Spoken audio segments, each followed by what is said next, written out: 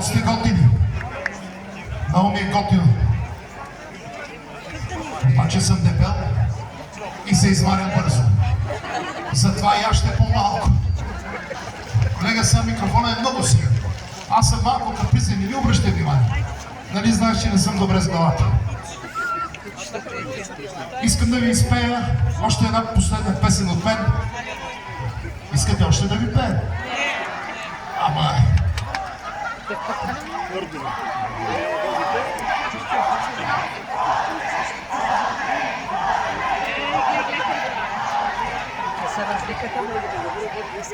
Вижте какво ще ви кажа.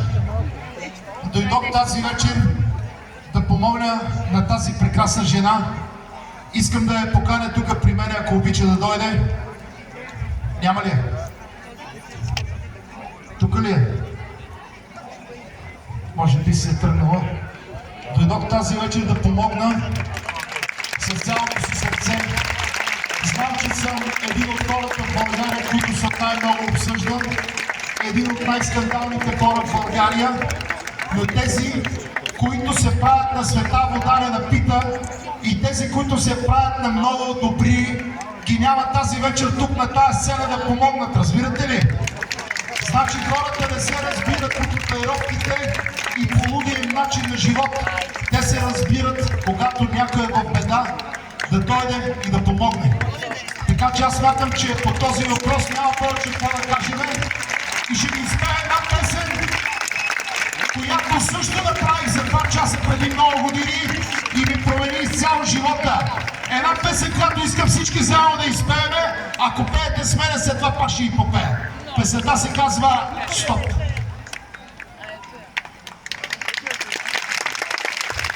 Виж какво ще кажа. Не знам дали някога те е хващал за ръката татуиран мъж като мене, за който се говори, че е скандален, че е брутален.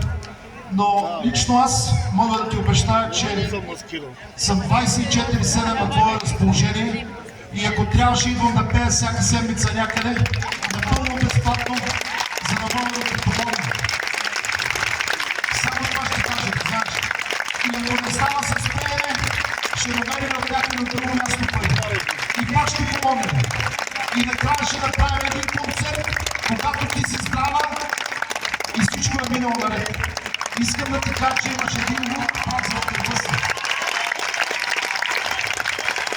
Само това ще кажа. Ако се наложи, ще ходя и ще проса из България. Няма да те оставя, разбираш ли ма? Аз съм вярно куче, израснал съм на улицата. Много хора не ме обичат, но не ме обичат, защото не ме познават.